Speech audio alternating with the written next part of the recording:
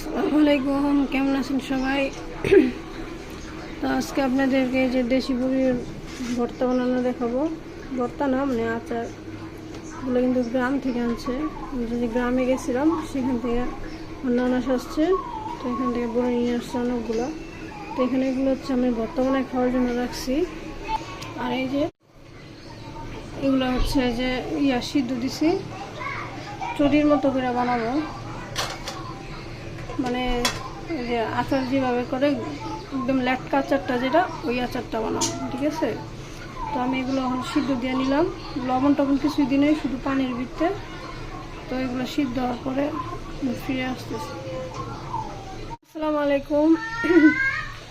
তো এখন হচ্ছে এই যে বড়িগুলো আমি সিদ্ধ দিছিলাম সকালে, এখন আমি হচ্ছে রাত্রেবেলা এগুলো মানে বাগার দিতেছি। এখানে সরষের তেল নিয়ে নিছি আর 3টা শুকনো মরিচ নিয়ে নিছি। আর এই যে আমি বড়িগুলো সিদ্ধ করে আর ভিডিও করতে পারিনি, এই যে বড়িগুলো আমি। তো বাকি মশলাগুলো এখন আমি দিয়ে দিব। এই যে দিয়েছে পাঁচফোড়ন। তো এখন আমি হচ্ছে বড়িগুলো দিয়ে দিব।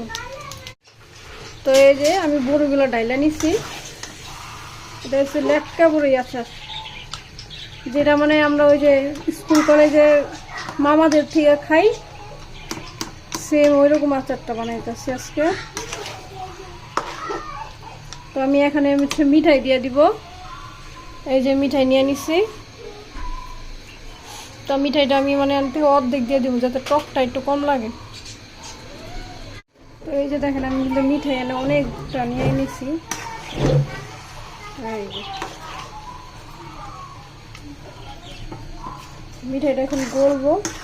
এখানে যদি মিঠাইয়ের যদি মিষ্টিটা যদি না আসে, তাহলে হচ্ছে আমি এখানে চিনিটা দিয়ে নিব। হ্যাঁ, চিনি দিব অল্প, আর একটু লবণ এড করে দিব, কারণ আমি লবণ দিই নি। আপনারা চেষ্টা করবেন মিঠাইটা একটু গুঁড়া গুঁড়া করে দিতে। আমার মিঠাইটা তো ডিপে ছিল, তাই এরকম জমাট বেঁধে গেছে। গোলা দেব অবশ্য, কারণ ইয়ার হিটটা পাইলে এই যে গুলা দিতেছে, দেখছেন অনেকটা কিন্তু গুলা গেছে। আর বড়ির মশলা এত সুন্দর ঘ্রাণ আসছে, বলার মতো না। মামা আমার পিচ্ছি দেয়, আমার ডাকতেছে। তো আমি এখন লবণ দিয়ে দিব।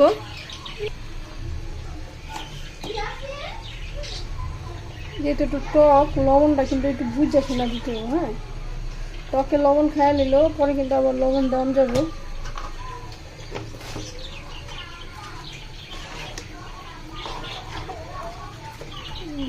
আমার মিঠাইগুলো গুলা দিতেছে। মিঠাইটা গলার পরে আমরা দেখবো জলপাই ইয়ারা টকটা কিরকম হয়েছে বড়ির, কারণ এটা যেহেতু দেশি বড়ই, টক তো মশলা আছে, টক মিষ্টি দুটোটা মিলাই নেই এখানে বড়ই।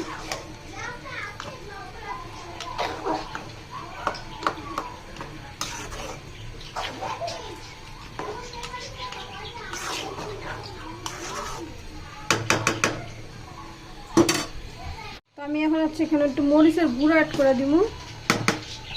দাঁড়ান, আপনি দেখাইতেছি মরিচটা নিয়ে।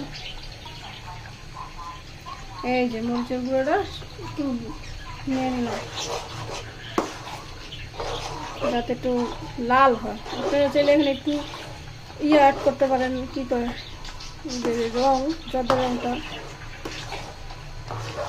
একটু মরিচের গুঁড়ো হইব না, আমি পরবর্তীতে যদি আবার লাগে তাহলে আমি আবার দিব মরিচের গুঁড়া বা চিনি, যেটাই লাগুক। এটা তো আবার লাগতেই পারে, কারণ এটা যেহেতু টক জিনিস।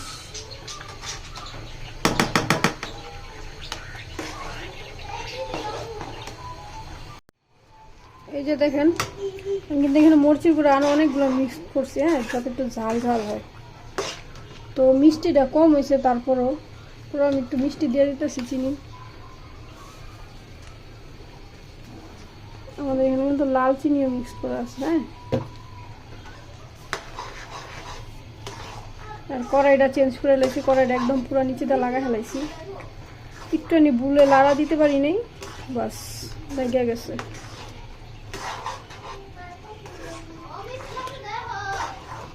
চিনি দিলেই পানি ছাড়ে। তো বন্ধুরা, এই যে আমার আচারটা কিন্তু রান্না করা শেষ। এখানে পোলা পানি খেতে আছে। তো এই যে দেখেন অনেকটা ঘন হয়ে গেছে, এর থেকে আর ঘন করুন না, আর শুকাবো না, কারণ এর কিছু কিছু আচার আছে এগুলো করে খাইতে অনেক ভালো লাগে। বুঝছেন, দেশি বড়ির মানে লোট লোট হয়েছে দেশি বড়ির দীক্ষা। কাঁচা পাকা বড়ি দিয়ে এইভাবে আপনারা চাইলে আচার বানিয়ে দিতে পারেন, বড়িগুলো না ফেলায়। তো আজকের জন্য এই পর্যন্তই। ধন্যবাদ সবাইকে। তো লাইক আর একটা কমেন্ট আর একটা সাবস্ক্রাইব করে দিন। কমেন্টে জানায়েন আমার বড়ির ভর্তাটা ঠিক আছে কিনা, আর যদি ঠিক না কি কি এখানে কম আছে বললেন।